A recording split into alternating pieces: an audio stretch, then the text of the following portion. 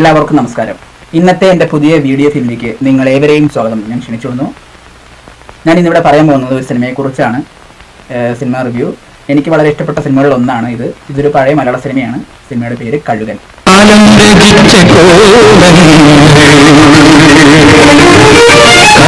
ഈ സിനിമയെക്കുറിച്ച് പറയുമ്പോൾ 1979 ഈ സിനിമ റിലീസ് ചെയ്യുന്നത്, നവംബർ 30.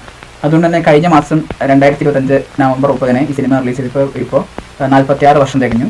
ഇതൊരു 1978 ഇറങ്ങിയ തപ്പുത്താളങ്ങൾ എന്ന് പറഞ്ഞ തമിഴ് സിനിമയുടെ റീമേക്കാണ്. കെ ബാലേന്ദ്ര സാറാണ് ഈ സിനിമയുടെ തിരക്കഥയും സംഭാഷണവും സംവിധാനവും ഒക്കെ നിർവഹിച്ചിരിക്കുന്നത്.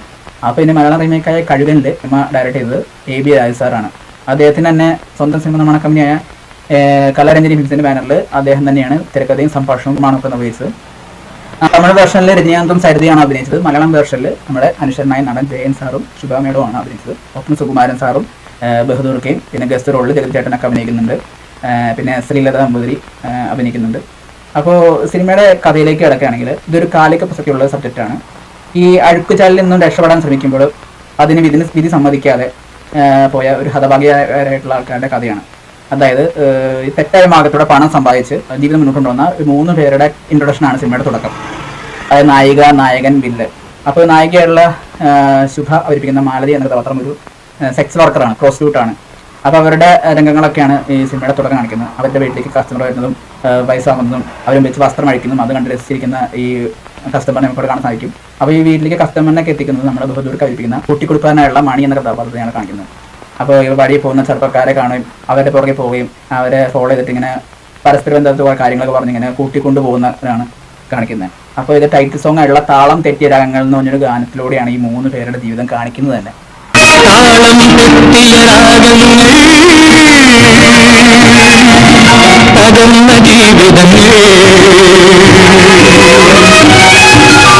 അപ്പോൾ ഈ നായികയുടെ ഇൻട്രോഡക്ഷൻ കഴിഞ്ഞു. അത് പിന്നെ വരുന്ന നമ്മുടെ നായകനായുള്ള ജയൻ സാർ അവതരിപ്പിക്കുന്ന വേലു എന്ന കഥാപാത്രമാണ്. വേലു ഒരു റൗഡിയാണ്. ഇതിന് കൊമ്പമീശയൊക്കെ വെച്ച് ഇങ്ങനെ പ്രധാന വെപ്പമായിട്ട് സൈക്കിൾ ചെയ്യാനായിട്ട് നടക്കുന്ന ഒരു കഥാപാത്രം. അപ്പോൾ അയാളുടെ ഒരു കോൺസെപ്റ്റ് എന്ന് പറയുന്നത് തന്നെ ആരെയും കൊന്നു ശീലമില്ല.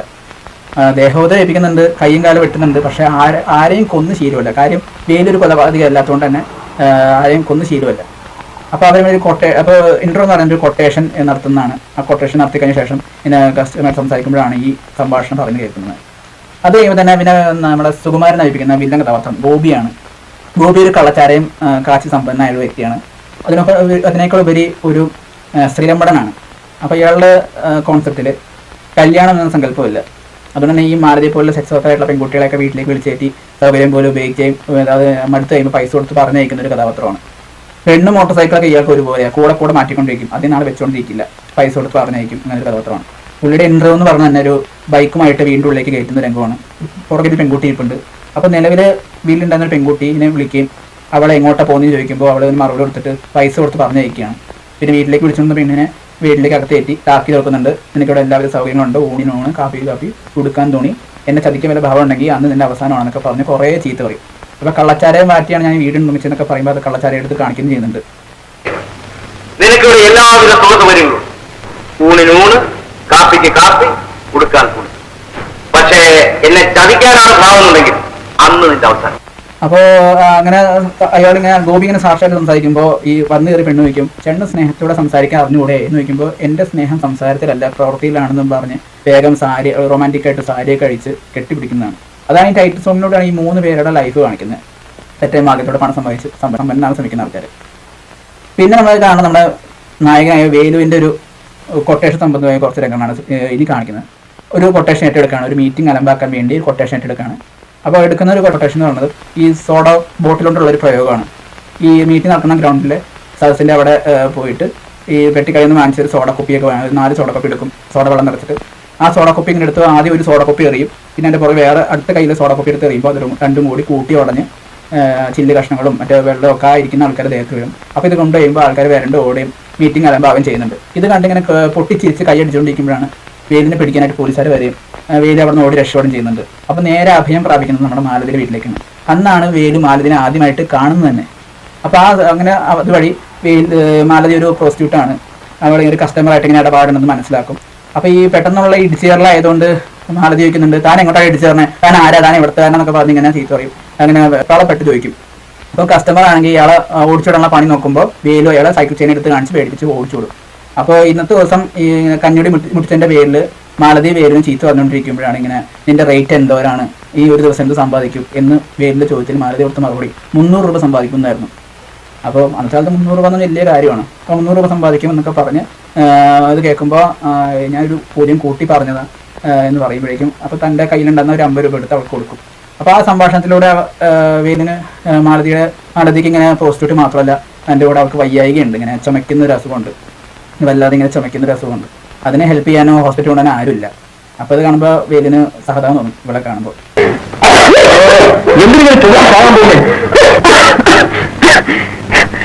ഇവിടെ വരുന്ന ചില മഹാന്മാർ മാത്രമാണ് തന്നിട്ട് പോകുന്നത്. അങ്ങനെ ഒരു ദിവസം വീട്ടിലേക്ക് കയറി വരും, മരുന്ന് വാങ്ങിച്ചുകൊണ്ട് വരും. അപ്പോൾ ആ സംഭാഷണത്തിൽ ഇങ്ങനെ മനസ്സിലാക്കും, മറ്റേ സിനിമ കണ്ടുകൊണ്ടിരിക്കുമ്പോൾ പെട്ടെന്ന് അതിനകത്ത് ഈ ചുമയുടെ പരസ്യം കാണിച്ചു. അപ്പോൾ കാണിച്ചപ്പോൾ പെട്ടെന്ന് ഇവളുടെ ചുമയുടെ കാര്യം ഓർമ്മ വന്നു. അങ്ങനെ അത് കണ്ടിട്ട് വേഗം മറ്റേ കടയിൽ പോയിട്ട് ഒരു കുപ്പി മരുന്ന് വാങ്ങിച്ചുകൊണ്ട് വരുന്നതാണ്. അപ്പോൾ അവിടെ അങ്ങനെ തമ്മിലിങ്ങനെ പതിയെ ക്ലോസ് ആവുന്നത്. അപ്പോൾ അത് ഇങ്ങനെ ഇറങ്ങി പോകുമ്പോൾ ആണ് നമ്മുടെ മറിയ എന്നൊരു പെൺകുട്ടിയായിട്ട് വേലുവിന് ഭയങ്കര ഒരു സഹോദര ബന്ധമുണ്ട്. എന്നുവെച്ചാൽ വേലുവിൻ്റെ സ്വന്തം സഹോദരി പോലെയാണ് മറിയനെ കാണുന്നത്. അവൾച്ച മരിച്ചു പോയിട്ട് 2 വർഷമായി. അപ്പോൾ അവൾക്ക് ഹെൽപ്പ് ചെയ്യാൻ ആരുമില്ല. അപ്പോൾ അവൾക്ക് നല്ല ജോലി ശരിയാക്കി കൊടുക്കുന്നുണ്ട്. പിന്നെ ഇതിനിടയിലാണ് നമ്മുടെ വേലുവും ബോബിയും തമ്മിലുള്ള റിലേഷൻ പറയുന്നത്. ഇത് സഹോദരങ്ങളാണ്. വേലുവിൻ്റെ അർദ്ധ സഹോദരനാണ്, അതായത് ഇളയ സഹോദരനാണ് ഈ ഗോപി. അവരുമെല്ലാം ആദ്യം രംഗം തന്നെ ഫൈറ്റാണ്. ഒരു രാത്രികാലങ്ങളിൽ ചീട്ട് കളിക്കാനായിട്ട് ഗോപി ഫ്രണ്ട്സിൻ്റെ ഒപ്പം പോകുമ്പോൾ കൂടെ കളിക്കാനായിട്ട് ഇങ്ങനെ വേല് പോയിട്ടുണ്ടായിരുന്നു. അപ്പോൾ അവിടെ വെച്ച് ഇങ്ങനെ ഫുള്ള് കളിക്കാൻ വേണ്ടി ചീട്ട് വെച്ചപ്പോൾ പൈസ ചോദിച്ചു ഗോപി. അപ്പോൾ ഈ കളി ജയിക്കും ഞാനപ്പോൾ പൈസ തരാമെന്ന് വേലു സമാധാനമായിട്ട് മറുപടി കൊടുക്കുന്നെങ്കിലും പുള്ളി അടക്കം തർക്കിച്ച് വഴക്കുണ്ടാക്കും. അങ്ങനെ വേലു സൈക്കിൾ അനാവശ്യം പറയുമ്പോൾ ഇത് കേട്ടിട്ട് വേലു സൈക്കിൾ ചെയിനിട്ട് അടിച്ച് പരിക്കേൽപ്പിക്കുന്നുണ്ട്. തിരിച്ച് പോലെ നോക്കുമ്പോൾ ആൾക്കാർ പിടിച്ച് മാറ്റുകയും ചെയ്യുന്നുണ്ട്. അപ്പോൾ ഇതിനിടയിൽ ഗോപിനെ പ്രണയിക്കുന്ന ഒരു പെൺകുട്ടിയാണ് ഈ പറഞ്ഞ മറിയ ആണെങ്കിൽ ഇവൻ്റെ പുറകെ പോയി ഇങ്ങനെ തുരത്തി പുറകെ ശല്യപ്പെടുത്തും. അപ്പോൾ ഇത് മറിയയ്ക്ക് വേണ്ടി സംസാരിക്കാൻ ഗോപി ആയിട്ട് പോകുമ്പോൾ ഗോപി വേലുവിനെ ഒട്ടും അംഗീകരിക്കാത്ത രീതിയിൽ ഇൻസൾട്ട് ചെയ്യണം. അപ്പോൾ അവിടെ നിന്ന് ഇറങ്ങിപ്പോകും. അവിടെ ഇറങ്ങിപ്പോകുമ്പോൾ ആണ് വേലു ഗോപിയെ തന്നെ വെറുക്കാനുള്ള കാരണം, ഈ വേലു ഈ റൗഡി ആവാനുള്ള കാരണമൊക്കെ ഓർക്കുന്നത്. കാരണം വെച്ച് കഴിഞ്ഞാൽ ഈ വേലുവിൻ്റെ അമ്മ മാലതിയെ പോലെ തന്നെ ഒരു സെക്സ് വർക്കായിരുന്നു. അപ്പോൾ ആ ബന്ധത്തിനുണ്ടായ മോനാണ് ഈ വേലു. അപ്പോൾ അതുകൊണ്ട് തന്നെ അച്ഛനാണെന്ന് അറിയില്ല, അച്ഛനാരാണെന്ന് നമ്മൾ വന്നിട്ടില്ല. അമ്മയ്ക്കാണെങ്കിൽ വേലുവിനെ പറ്റി വലിയ ശ്രദ്ധ ചെലുത്തലില്ലായിരുന്നു. അവർ തൊഴിലിൻ്റെ ഭാഗമായിട്ട് ഇങ്ങനെ മുന്നോട്ട് പോയിക്കൊണ്ടിരിക്കുകയാണ്. വേലുവിനാണെങ്കിൽ ഒരു പട്ടിയുടെ സ്ഥാനമാണ് കൊടുത്തത്, വളർത്തുനായുടെ സ്ഥാനത്ത്. വീട്ടിൽ പല പുരുഷന്മാരും കയറി ഇറങ്ങി പോകുന്നുണ്ട്, അമ്മയുടെ പോക്ക് ശരിയല്ലെന്ന് മനസ്സിലാവുന്നുണ്ട്. പക്ഷേ ആ സമയത്ത് തന്നെ അമ്മ ഒരാളെ വിവാഹം കഴിക്കും. അതിനുശേഷം പിന്നെ ആ വീട്ടിൽ ആ കല്യാണം കഴിച്ച വ്യക്തി മാത്രമേ ഉണ്ടാവുള്ളൂ. വേലുവാണെങ്കിൽ സന്തോഷിക്കുന്നത് എനിക്കൊരു അച്ഛനെ കിട്ടിയില്ലെന്ന് സന്തോഷത്തിരിക്കുമ്പോഴാണ് ആ സങ്കടം ഇരട്ടിക്ക് ചെയ്തത്. കാര്യം ഈ ബന്ധത്തിലാണ് ഈ ഗോപി ജനിക്കുന്നത്. അപ്പോൾ അതുകൊണ്ടാണ് ഗോപിക്ക് വേലുവിന് വെറുപ്പ്. കാര്യം ഇവരുടെ അച്ഛന്മാർ വേറെയാണല്ലോ. ഗോപി വിവാഹം വന്നിട്ടുണ്ടായി കുട്ടി, വേലു പിഴച്ചുപോയിട്ടുണ്ടായി മോൻ. അപ്പോൾ അതുകൊണ്ട് തന്നെ ആ ബന്ധം അംഗീകരിക്കുന്നില്ല ഈ ഗോപി. അങ്ങനെ ആ കഥ ഓർക്കുമ്പോഴാണ്. അപ്പോൾ ആ സമയത്ത് ഗോപിനെ പഠിപ്പിച്ചു, സ്കൂളിലൊക്കെ വിട്ടു, അവനെ നല്ലോണം ശ്രദ്ധിച്ചു. അപ്പോൾ ആ ഇത് കണ്ടപ്പോൾ അവനും പഠിക്കണമെന്ന് ആഗ്രഹം എന്നിട്ട് രണ്ടാനച്ഛനോട് പൈസ വയ്ക്കും പുസ്തകം പഠിക്കാൻ വേണ്ടിയിട്ട്. പക്ഷേ രണ്ടാനച്ഛനാണെങ്കിൽ ചവിട്ടി പുറത്താക്കും, ദേഹോപദ്രവം കേൾപ്പിക്കും. അത് പിന്നെ തിരിച്ച് മോശമായിട്ട് പ്രതികരിക്കുകയും ചെയ്യുന്നുണ്ട്. അവസാനം അമ്മയോട് ചോദിക്കും അടുക്കളയിൽ നിന്നിട്ട്, അമ്മയെ അവൻ ഇൻസൾട്ട് ചെയ്യും. അവസാനം ദേഷ്യം കയറി വന്ന് അവൻ ഒരു കുപ്പി എടുത്തിട്ട് ഓർത്തിട്ട് അമ്മയെ കുത്തി കളയുമെന്ന് പറഞ്ഞ് പേടിപ്പിച്ച് അങ്ങനെ അമ്മയുടെ നിന്ന് പൈസ വാങ്ങിക്കും. അങ്ങനെ പൈസ ഉണ്ടാക്കാനുള്ള മാർഗ്ഗം അന്ന് തപ്പി അങ്ങനെ അവൻ റൗഡിയായി. അപ്പോൾ അതിനിടയിൽ ഒരു പാട്ടാണ്, നമ്മുടെ ശ്രീകുമാരൻ തമ്പിച്ചേട്ടൻ എഴുതിയൊരു പാട്ട്, MK അർജുനൻ മാഷ് എഴുതിയൊരു സംഗീതം, ദാസേട്ടൻ്റെ ഗാനത്തിൽ ഒരു പാട്ട് വരുന്നുണ്ട്. നല്ല രസമുള്ള പാട്ടാണ്, പാട്ട് കേൾപ്പിക്കും.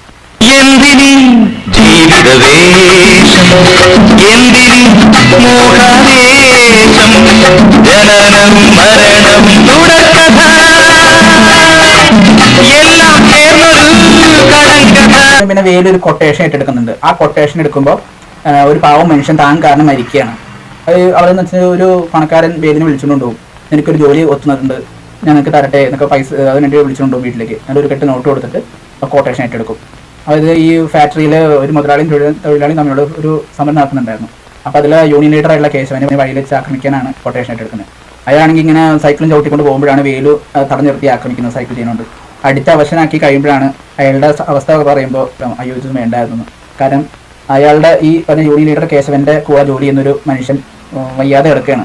അപ്പോൾ അയാൾക്കുള്ള മരുന്ന് വാങ്ങി തിരികെ വരുമ്പോഴാണ് ഈ വേലു ആക്രമിക്കുന്നത്. അപ്പോൾ അയാളുടെ സംഭാഷണത്തിൽ എന്നെ ഹെൽപ്പ് ചെയ്യാമോ, ഈ കൊണ്ടുവന്ന മരുന്നൊക്കെ താനെ അവിടെ ഏൽപ്പിക്കാമോ എന്ന് പറയുമ്പോൾ വീട്ടിൽ നിന്ന് അവിടെ ഏൽപ്പിക്കാൻ ചെല്ലുമ്പോഴാണ് അവിടെ ആൾക്കൂട്ടം കാണുന്നത്. നോക്കുമ്പോൾ ഭാര്യയുടെ മക്കളുടെയും കാര്യത്തിലേക്ക് കാണുന്നുണ്ട്. അപ്പോൾ അയാൾ മരിച്ചെടുക്കുകയാണ്. അപ്പോൾ അത് കാണുമ്പോൾ തന്നെ വേലിന് ചങ്ക് പൊടിയും, ഞാൻ കാരണമാണല്ലോ ഈ അവസ്ഥയൊക്കെ കാരണം എന്ന് വിചാരിച്ച് അങ്ങനെ പെട്ടിക്കടയിൽ പോയി ഇങ്ങനെ ബ്രെഡ് വാങ്ങിക്കുമ്പോൾ തന്നെ പെട്ടെന്ന് ഇവരുടെ കരച്ചിൽ ഓർമ്മ വരും, മനസ്സിൽ തെളിഞ്ഞു വരും. അപ്പോൾ അങ്ങനെ വിഷമം ഇരട്ടിയായി കഴിയുമ്പോൾ അവിടുന്ന് ആ ബ്രെഡ് തിരികെ കൊടുത്തിട്ട് വേഗം ഇറങ്ങിപ്പോകും. പിന്നെ നേരെ ഈ വിഷമമൊക്കെ ഷെയർ ചെയ്യാൻ വേണ്ടിയിട്ട് നേരെ ചെന്നത് മാലതിയുടെ വീട്ടിലേക്കാണ്. മാലതിയാണ് വീട്ടിൽ അന്നേരം ഉണ്ടായില്ല. അപ്പോൾ പൂട്ടിക്കിടന്ന വീട് തുറന്ന് അകത്ത് കയറി പുള്ളി അവിടെ ഒളിച്ചിരിക്കും, അവിടെ ഇരിക്കും ഇരുട്ടത്ത്. വന്നു കഴിയുമ്പോൾ പുള്ളിക്കാരി മാലതി കണ്ട് ഞെട്ട് കഴിയുമ്പോൾ മാലതി വീണ്ടും ചീത്ത പറയും. ആ ചീത്ത പറച്ചിലിടയിൽ മാലതിയുടെ ആ ചുമയൊക്കെ മാറിയിട്ടുണ്ട്, ശേഷം മാറിയിട്ടെന്ന് മനസ്സിലായിട്ട് അത് ചോദിക്കുമ്പോൾ മാലതി സൗമ്യമായിട്ട് നിൽക്കുന്നുണ്ട്, ഇങ്ങനെ ദേഷ്യ കടക്കി ഇങ്ങനെ ശാന്തമായിട്ട് നിൽക്കുന്നുണ്ട്. അങ്ങനെ വേലു മാലതിയോട് സങ്കടം പറയും, താൻ ഈ റൗഡിയായ സാഹചര്യം എങ്ങനെയാണെന്നുള്ള കാര്യം പറയും. ഈ സൈക്കിൾ ഞങ്ങൾക്ക് എടുത്ത് കാണിച്ചിട്ട് എൻ്റെ ആയുധമാണ്, ആഭരണമാണെന്നൊക്കെ പറയും. ഇപ്പോൾ രാഷ്ട്രീയക്കാരാണ് തന്നെ ഈ നിലയിലാക്കിയതെന്നും പിന്നെ ഇന്നത്തെ പണക്കാർക്ക് തന്നെ വലിയ ആവശ്യമാണ്, എന്നെപ്പോഴത്തെ അംബാനികളൊക്കെ വലിയ ആവശ്യമാണെന്ന് പറയും. അപ്പോൾ അങ്ങനെ ഇരിക്കുമ്പോൾ ഞാൻ കാരണം കഴിഞ്ഞ ദിവസം പാവം മനുഷ്യൻ മരിച്ചു എന്ന് പറയുമ്പോൾ എന്താ സംഭവിച്ചെന്ന് മാലതി ചോദിക്കുമ്പോൾ പറയും ഇന്ന കാരണമാണ് എന്ന് പറയുമ്പോൾ മാലതി അയാൾ ആശ്വസിക്കും, കഴിഞ്ഞു പോയി, ഇനി പറഞ്ഞിട്ട് കാര്യമില്ല, താൻ വല്ലതും കഴിച്ചോ. ഞാൻ എന്നിട്ട് വന്നിട്ട് മാലതി പേരിന് ഭക്ഷണം കൊടുക്കും. ഭക്ഷണം കൊടുത്തു പിന്നെ അവരിങ്ങനെ കൂട്ടാവും, മീശയുടെ കാര്യമൊക്കെ പറഞ്ഞിട്ട് ഇങ്ങനെ അവന് കൂട്ടാവും.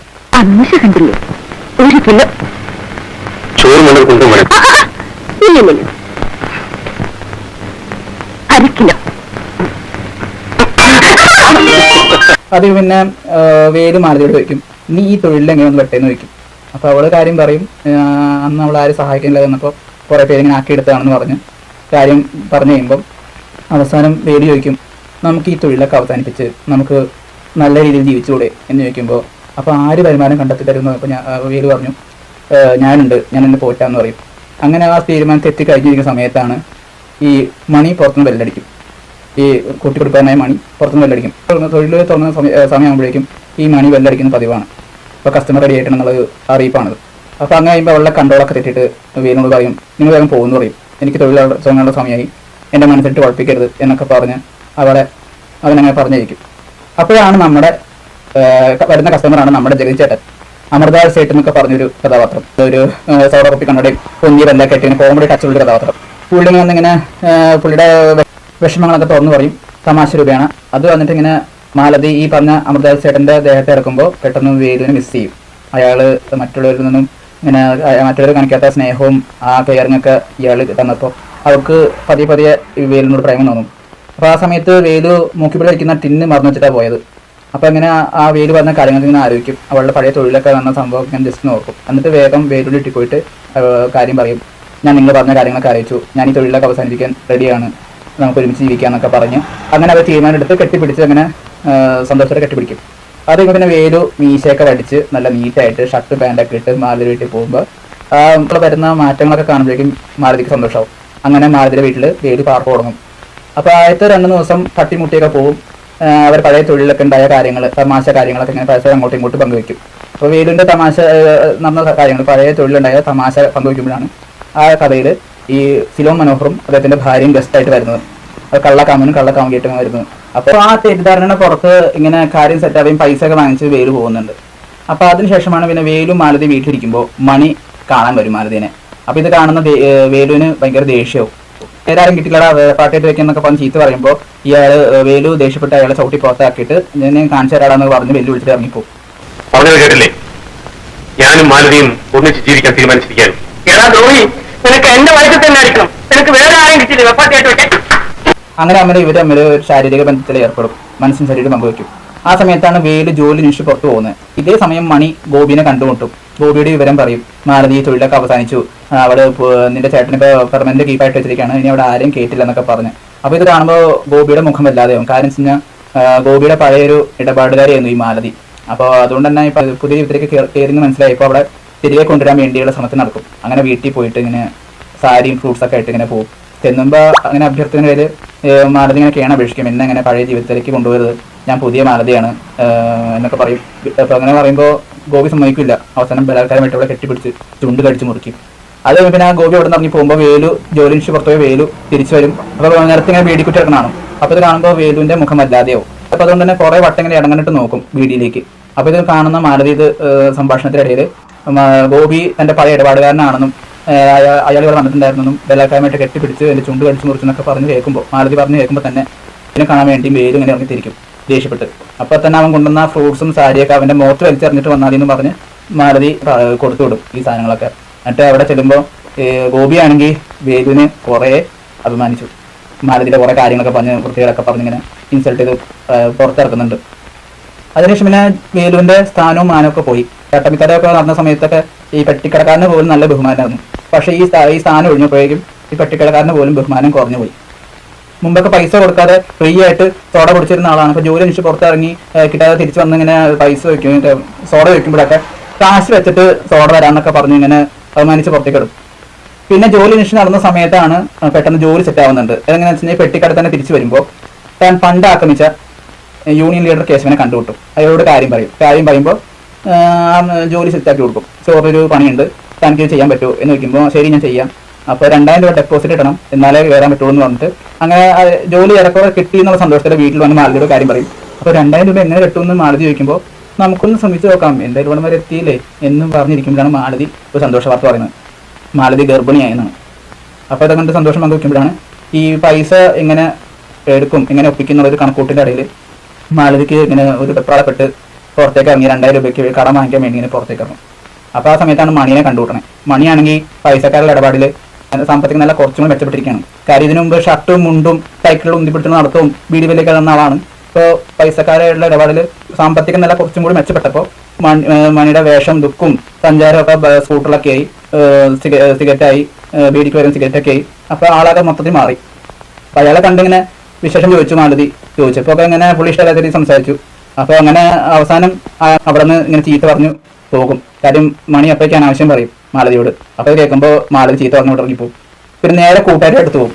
കൂട്ടുകാരിയാണെങ്കിൽ ഇപ്പോൾ സിനിമയിൽ വർക്ക് ചെയ്യാണ്, ഇപ്പോൾ സിനിമയ്ക്ക് കഥ എഴുതുന്നുണ്ട്, പ്രൊഡ്യൂസ് ചെയ്യുന്നുണ്ട്. അപ്പോൾ അവിടെ നിന്നും പൈസ കിട്ടില്ലെന്ന് മനസ്സിലായപ്പോൾ അവിടെ നിന്ന് ഇറങ്ങിപ്പോയി. അപ്പോൾ ഒരിടത്തും പൈസ കിട്ടില്ലെന്ന് മനസ്സിലായപ്പോൾ വേലു സങ്കടം പറഞ്ഞിരിക്കുന്ന സമയത്താണ് മാലതി ഒരു വഴി ഒപ്പിക്കും. അവസാനം നിവൃത്തിയുടെ കൊണ്ട് ഗോപിയുടെ വീട്ടിൽ പോയി പൈസ വയ്ക്കും. അപ്പോൾ ഗോപിയാണെങ്കിൽ ഇവിടെ പഴയ ജീവിതത്തിലേക്ക് തിരികെ കൊണ്ടുവരാനുള്ള ശ്രമത്തിലാണ്. അപ്പോൾ അതുകൊണ്ട് തന്നെ ഇങ്ങനെ ചോദിച്ചു, വഴി എത്തി വന്നതാണോ എന്നൊക്കെ ചോദിച്ചു. അപ്പോൾ ഇങ്ങനെ സംഭാഷണത്തിൽ ഗോപിയുടെ വായിണ്ടാവും പൈസ കിട്ടാൻ വകുപ്പില്ല എന്ന് മനസ്സിലാകുമ്പോൾ ഈ അനാവശ്യം പറഞ്ഞു കേൾക്കുമ്പോൾ തന്നെ മാലതി ഗോപിനെ നോക്കി 4 തെറി വിളിക്കും. അപ്പോൾ ഇത് കേട്ട് കഴിഞ്ഞ് തിരികെ ഇറങ്ങുമ്പോഴാണ് പെട്ടെന്ന് ഇങ്ങനെ നോക്കിയിട്ട് ഇങ്ങനെ വീശി എറിയും. കാര്യം പൈസക്കാരനാണല്ലോ, കള്ളക്കാരെയും കാച്ചി വലിയ സമ്പന്നമായ വ്യക്തിയാണല്ലോ. ഇതാ ഈ പണം എടുത്തിട്ട് പൊക്കോ, ഇത് നമ്മളെ മുന്നിലുള്ള രാത്രികൾ ഓർത്തിട്ടാണ് ഞാൻ നിനക്ക് തരുന്നത്, ഇത് വേലിന് ഓർത്തിട്ടല്ല എന്നൊക്കെ പറഞ്ഞ് പൈസ കൊടുക്കും. അങ്ങനെ ആ പൈസ കൊണ്ട് വേലിനോണ്ടേ കൊടുത്ത് അങ്ങനെ ജോലിക്ക് കയറും. വേലിനോട് പറഞ്ഞിട്ടില്ല ഈ പൈസ ഗോപിയുടെ കയ്യിൽ വാങ്ങിച്ചെന്നുള്ള കാര്യം. പറഞ്ഞാൽ വാങ്ങിക്കില്ല, അതുകൊണ്ട് വന്നിട്ടില്ല. അതിന് പകരം പറഞ്ഞത് എൻ്റെ തൊഴിലിലെ സീനിയറായിട്ടുള്ള ചേച്ചി എന്നാന്ന് പറഞ്ഞിട്ടാണ് പൈസ കൊടുത്തതും അങ്ങനെ ജോലിക്ക് കയറുന്നു. അങ്ങനെ സന്തോഷത്തോടെ പോയി. അപ്പോൾ ഗോപി പൈസ കൊടുത്തു കഴിഞ്ഞപ്പോൾ കടം കൊടുത്ത സൗകര്യം പോലെ എന്നായിരുന്നു പറഞ്ഞിട്ടാണ് പൈസ കൊടുത്തേക്കണേ. അപ്പോൾ ഈ വേര് ജോലിക്ക് പോയ സമയത്ത് ഈ കടം കൊടുത്ത കാശ് തിരികെ വാങ്ങുന്നതിൻ്റെ പേരും പറഞ്ഞ് മാലതിയുടെ വീട്ടിൽ പോയി ശല്യപ്പെടുത്തും. അങ്ങനെ മാലതി ആട്ടി ഓടിക്കും. എന്നിട്ട് വെല്ലു പിടിച്ചിട്ടാണ് പോകുന്നത്, നോക്കിക്കോ വേലിൻ്റെ മുമ്പിൽ വെച്ച് നിന്നെ നശിപ്പിച്ചില്ലെങ്കിൽ എൻ്റെ പേര് ഗോപി എന്നല്ലെന്നൊക്കെ പറഞ്ഞ് ആട്ടി ഓടിക്കും. ഈ സമയത്താണ് വേലും മാലതി നമ്മൾ തീരുമാനം എടുക്കുന്നത്. കാര്യം കല്യാണം കഴിച്ച് ഒരുമിച്ച് വയ്ക്കാനുള്ള പരിപാടിയാണ്. പക്ഷെ അതിനു മുമ്പ് ഇവർ ശാരീരിക ബന്ധത്തിൽ ഏർപ്പെട്ട കാരണം മാലതി ഗർഭിണിയായി. അപ്പോൾ തനിക്കുണ്ടായ അവസ്ഥ എൻ്റെ കുഞ്ഞിന് വരരുതെന്ന് പറഞ്ഞുകൊണ്ട് ഇങ്ങനെ വേഗം കല്യാണത്തിനുള്ള തീരുമാനമൊക്കെ എടുക്കും. അങ്ങനെ രജിസ്റ്റർ ഓഫീസിൽ പോയി കല്യാണം സെറ്റാക്കും. അപ്പം അങ്ങനെ കല്യാണം സെറ്റായി കഴിയുമ്പോൾ ഒരു പാട്ടുണ്ട് അവിടെ. എനിക്ക് വളരെ ഇഷ്ടപ്പെട്ടൊരു പാട്ടാണ്, ചന്ദനക്കുളി ചൂടി വരും കാറ്റ് എന്ന് പറഞ്ഞൊരു പാട്ട്. ചന്ദനക്കുളി ചൂടി വരും കാറ്റ്, ഈ കാറ്റിലും ഒരു താരാട്ട് താരാട്ട്, സ്വർണ്ണമല്ലി നിൻമനത്തിൽ മറ്റൊരു താരാട്ട്. അപ്പൊ ആ പാട്ട് കഴിഞ്ഞ് കഴിയുമ്പോൾ ഈ വേലും മാലതിയും കൂടി ഇങ്ങനെ നടന്നു വരുമ്പോൾ സമയത്താണ് ഗോപി ബൈക്കിൽ വരുന്നത്.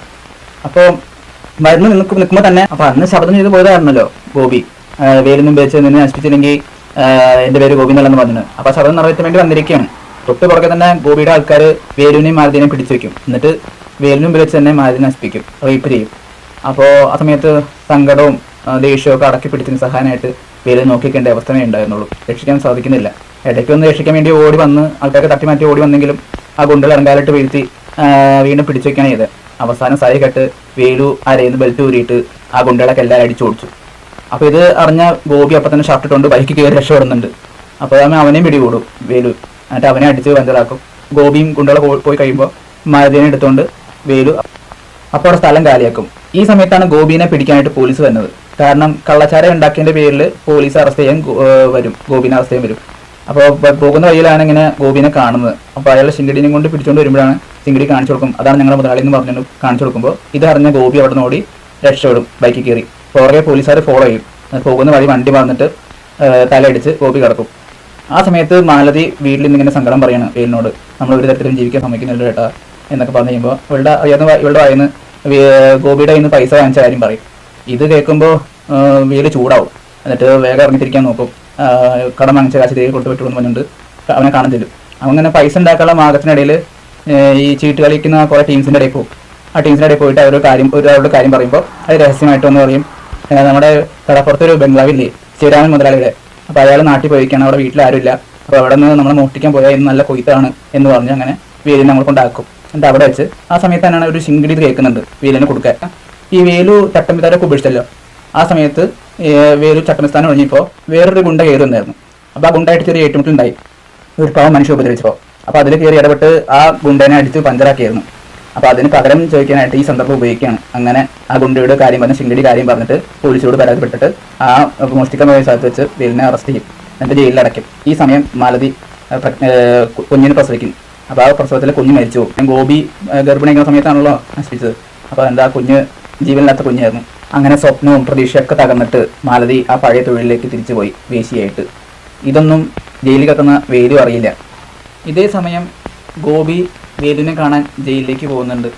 ഇതറിഞ്ഞ വേലു തന്നെ കാണണ്ടെന്ന് പറഞ്ഞ് ഇങ്ങനെ ശാഠ്യം പിടിക്കുന്നുണ്ട്.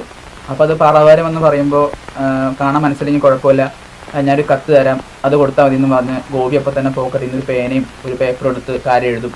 അതുകൊണ്ട് പറവാരം കൊണ്ടേ കൊടുക്കുമ്പോൾ അത് വേഗം ചുരുട്ടി തുപ്പിയിട്ട് വലിച്ചെറിയും. എന്നിട്ട് അവസാനം മാലതീനെയും കുഞ്ഞിനെയും കാണാനുള്ള സന്തോഷത്തിൽ വേലു ജയിലിൽ നിന്ന് ഇറങ്ങുന്നുണ്ട്. ചെല്ലുമ്പോഴാണ് അറിയുന്നത് മാലതി ആ പഴയ തൊഴിലിലേക്ക് തിരികെ പോയിട്ടുണ്ടെന്ന്. ചോദിക്കുമ്പോഴൊക്കെ ആദ്യം സമനിലയിൽ സംസാരിക്കും, പിന്നെ കുഞ്ഞിനെ അന്വേഷിക്കുമ്പോൾ ഗോപിയോട് പോയി ചോദിക്കുക എന്ന് ചോദിക്കും. ഗോപിയല്ലേ എന്നെ നിങ്ങളും വിളിച്ച് നശിപ്പിച്ചത്, അപ്പോൾ അതോടുകൂടി കുഞ്ഞ് മരിച്ചു, പ്രസവിച്ചപ്പോൾ ജീവനുണ്ടായില്ല എന്ന് പറയും. ഇത് കേൾക്കുമ്പോൾ വേലിന് സങ്കടവും കണ്ണു നിറയും. അപ്പോൾ തന്നെ ദേഷ്യം കടിച്ചു പിടിച്ചിട്ട് ആ കൊച്ചിന് കൊണ്ടുവന്ന കളിപ്പാട്ടപ്പോഴും ഞെക്കി ഒട്ടിച്ച് ഗോപിയെ കൊല്ലാൻ വേണ്ടി ഇറങ്ങിത്തിരിക്കും. നമ്മുടെ കുഞ്ഞെവിടെ? കുഞ്ഞോ? ഗോപിയോട് പോയി ചോദിച്ചു നോക്കും. ഗോപിയോടോ? അതെ, ആ ദ്രോഹിയല്ലേ എന്റെ കുഞ്ഞിനെ കൊന്നത്. എന്താ മാലതി പറയുന്നത്? ഗോപി നമ്മുടെ കുഞ്ഞിനെ കൊന്നുണ്ടോ? ഗർഭിണിയായിരുന്നു എന്നെ ചേട്ടന്റെ മുമ്പിൽ വെച്ചല്ലേ ആ ദുഷ്ടം നശിപ്പിച്ചത്. അത് കഴിഞ്ഞ് ചേട്ടൻ ജയിലിൽ പോയി. നമുക്കൊരു കുഞ്ഞ് ജനിച്ചു, പക്ഷേ ജീവനില്ലായിരുന്നു.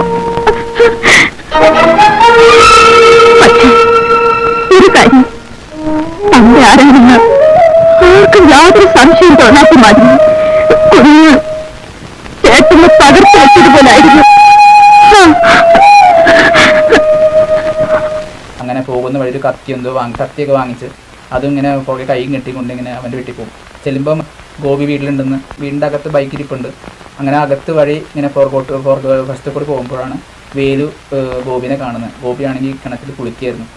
അപ്പോൾ പുറകെ പതുക്കെ നടന്ന് ചെന്നിട്ട് ഗോപി കാണും തിരിഞ്ഞ് നോക്കുമ്പോൾ. അപ്പോൾ വേലുട്ടനെപ്പോൾ വന്നെന്ന് പറഞ്ഞ് നിൽക്കുമ്പോഴാണ് പെട്ടെന്ന് ഗോപിയുടെ പള്ളക്ക് വേലു കത്തിയേറ്റുന്നത്. അങ്ങനെ ആ കുത്തുകൊണ്ട് പെടഞ്ഞ് മരിക്കുകയാണ്.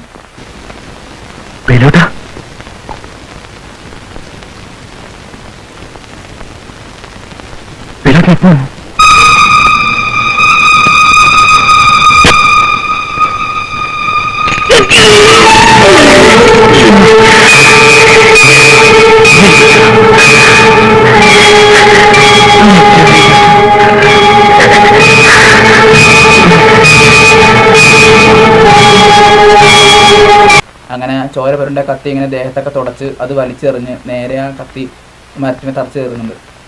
അങ്ങനെ വന്ന വഴി നിന്ന് തിരിച്ചു പോകും, അകത്തേക്ക് കയറുന്ന തിരിച്ചു പോകുമ്പോഴാണ് ഒരു കാഴ്ച കാണുന്നത്. ഈ ദൈവങ്ങളുടെ ഫോട്ടോയ്ക്ക് അടുത്ത് തന്നെ യേശു ക്രിസ്തുവിൻ്റെ ഫോട്ടോയും അവിടെ കാണും. ഇത് കാണുമ്പോൾ വേലും സംശയം തോന്നും. അങ്ങനെ നോക്കുമ്പോൾ ഒരു പെൺകുട്ടി അകത്ത് കയറി വരുന്നുണ്ട്. അപ്പോൾ അങ്ങനെ അത് കാണുമ്പോൾ വേഗം വേല് ഒളിച്ചിരിക്കും. നിന്നിട്ട് നോക്കുമ്പോഴാണ് അറിയാണെന്ന് മനസ്സിലാവുന്നത്. അപ്പോൾ തന്നെ ഒന്നും കൂടെ സൂക്ഷിച്ച് നോക്കുമ്പോൾ അവളുടെ കഴുത്തിൽ താലിയും കിടപ്പുണ്ട്. അതോടുകൂടി അങ്ങനെ വല്ലാണ്ട് ഇത്രയും കാലം തൻ്റെ അനിയത്തിയെ പോലെ കണ്ടൊരു പെൺകുട്ടി തൻ്റെ അനിയനെ കല്യാണം കഴിക്കണമെന്ന് പറഞ്ഞ് പുറകെ നടന്നിട്ട് ഇപ്പോൾ തൻ്റെ കൈ കൊണ്ട് തന്നെ അവളുടെ ജീവിതം തുളച്ചു. അന്നോടത്തുള്ള സങ്കടത്തിൽ ഇങ്ങനെ ചങ്ക് തകർന്നിങ്ങനെ മുന്നോട്ട് പോകുമ്പോഴാണ് മറിയ ശ്രദ്ധിക്കുന്നത്.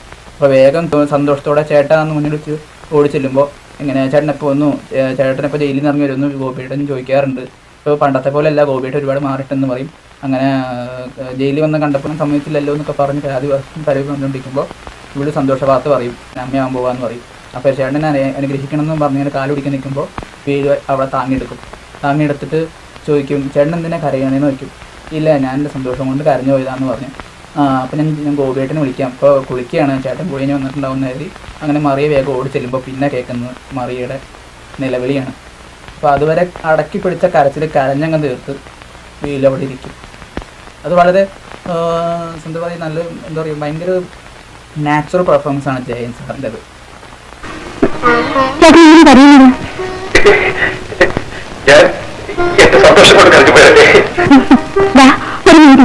ഇപ്പൊ കുടി കഴിഞ്ഞതാണ്, ഞാൻ വിളിച്ചുകൊണ്ട് വരാം.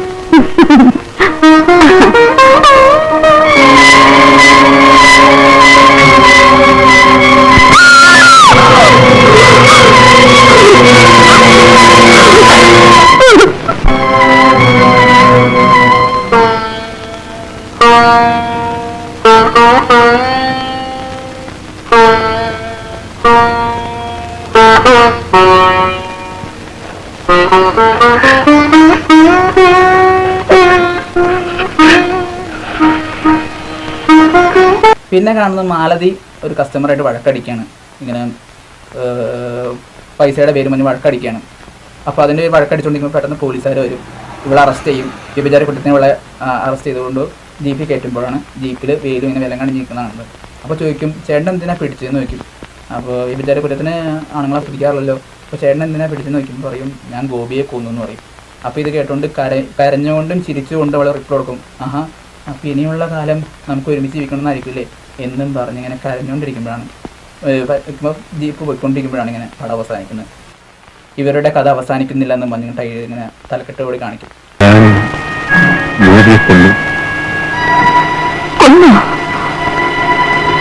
കൊള്ളാം, ഇനിയെങ്കിലും നമുക്കൊരുമിച്ച് ജീവിക്കാമെന്നായിരിക്കും അല്ലേ?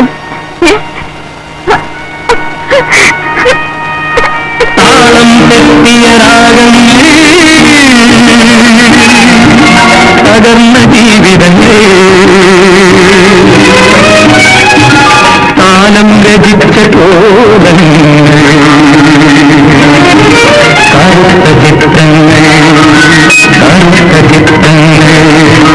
താളം തെറ്റിയ രാഗങ്ങൾ.